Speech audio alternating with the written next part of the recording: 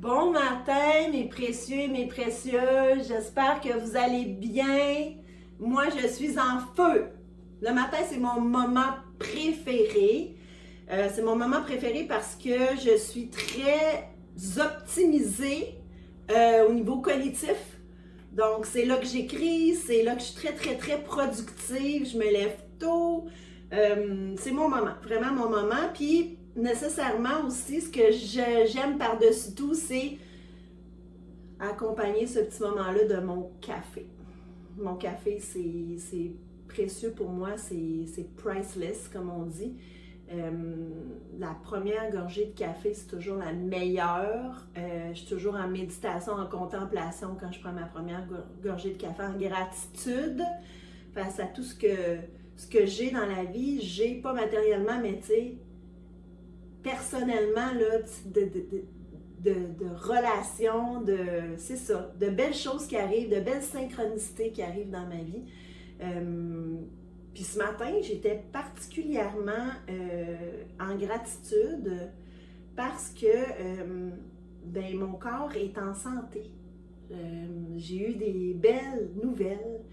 J'ai passé tous mes tests pour mes 50 ans récemment et j'ai toute ma batterie de tests physiques et même cognitive parce que vous savez que ceux qui me connaissent bien, du moins, savent que j'ai des parents qui avaient des troubles cognitifs, des proches parents aussi, la parenté aussi un peu plus éloignée. Et il y a toujours une inquiétude, hein? Tu te dis, je vais-tu avoir ça moi aussi, tu sais? Fait que j'ai passé toute la batterie de test et je suis en parfaite santé, hein? I drink to that. Et ce matin,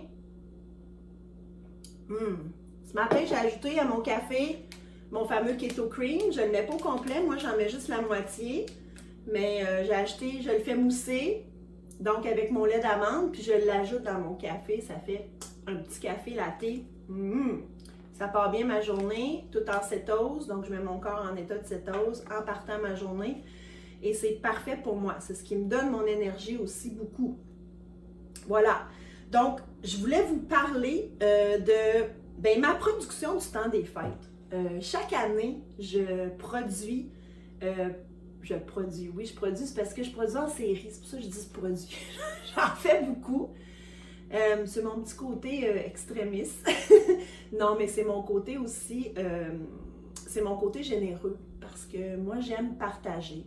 Je veux aussi que ces recettes-là, j'espère que ces recettes-là et ces partages-là vont se perpétuer de génération en génération.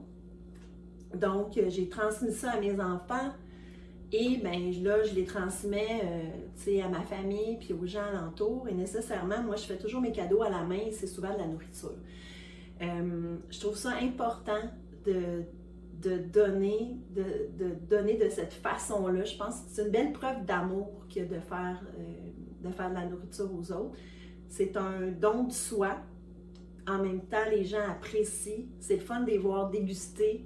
C'est le fun de les voir avoir autant de plaisir que j'en ai à les faire, mais en dégustant leurs plats.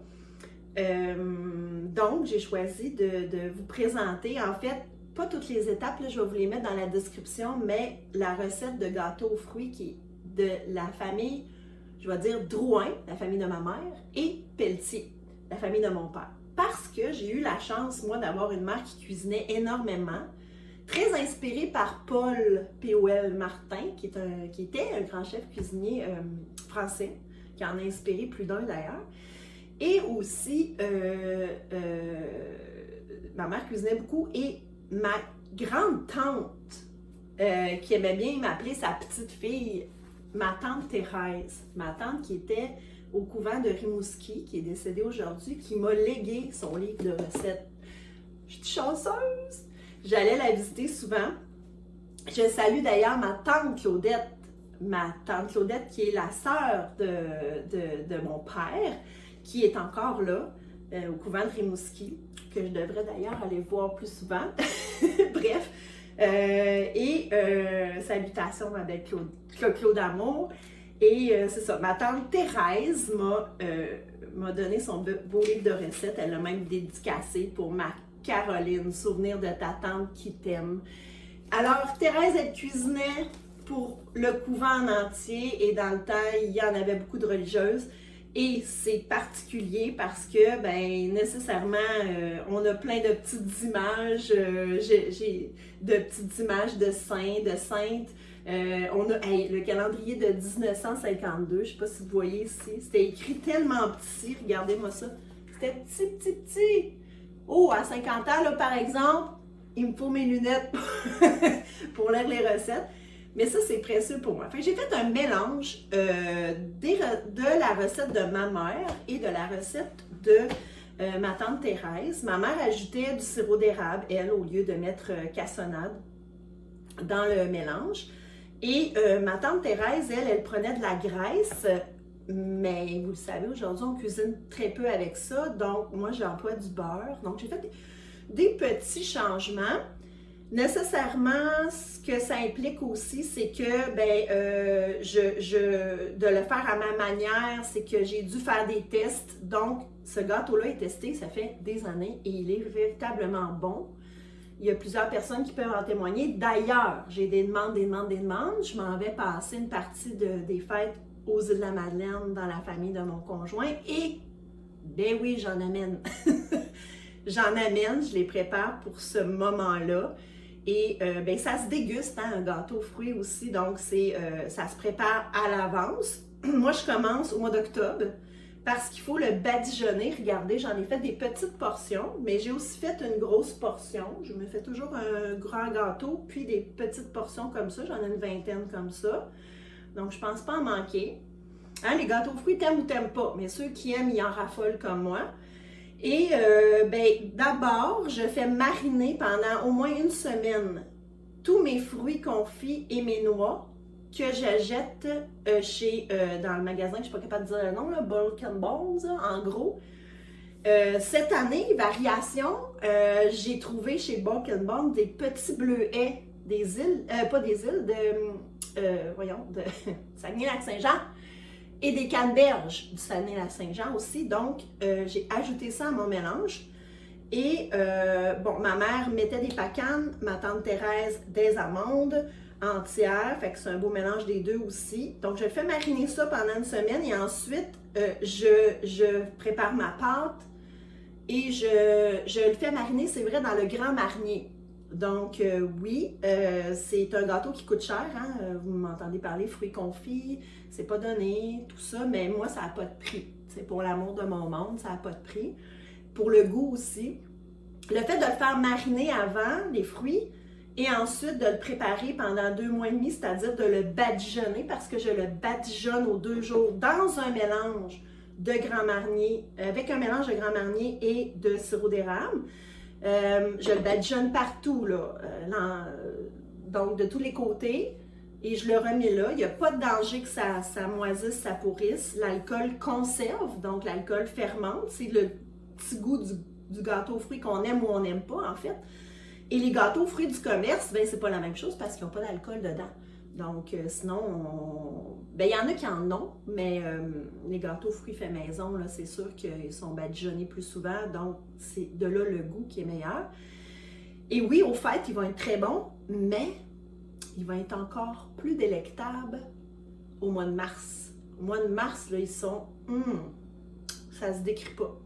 Tu sais, l'émotion est neuve et le mot a toujours servi. C'est ce que René Lévesque disait, de là l'impossibilité d'exprimer l'émotion. Là, attention, peut-être que vous allez être obligé de reculer pour mieux comprendre. Ça ne se décrit pas. Donc, c'est vraiment très, très, très, très bon. Et au mois de mars. Mais, on va avoir du plaisir à le déguster quand même au fait.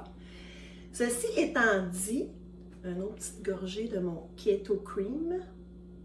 On va me faire une moustache. Donc, je fais aussi pour les décorer parce que je les enveloppe dans un beau papier cellophane que j'ai choisi. Des fois même, je fais mes petites cartes aussi qui vont avec ça. Je les fais main.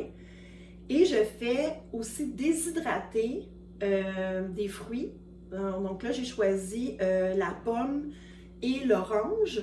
Donc, j'avais des pommes et des oranges qui, qui étaient un petit peu flétries, hein, donc un petit peu ridées de la peau. Et ça, c'est vraiment, là, je pense que je vais le débrancher, je vais l'amener, ça vaut la peine. Ça, c'est tellement un bon achat que j'ai fait il y a plusieurs années.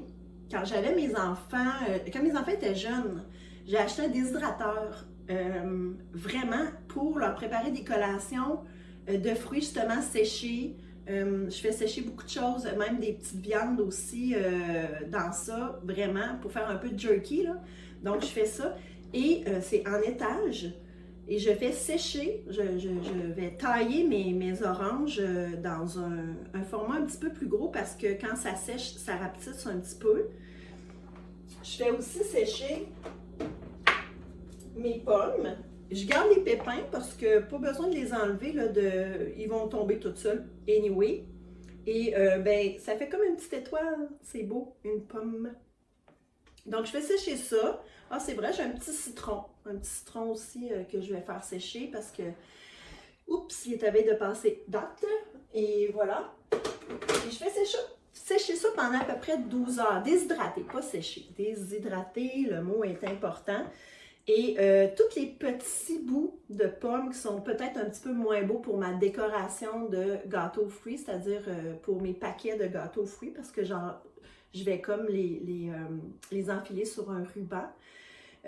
Nécessairement, ces petits morceaux-là, je les fais quand même déshydrater sur l'étage supérieur et j'en fais des chips.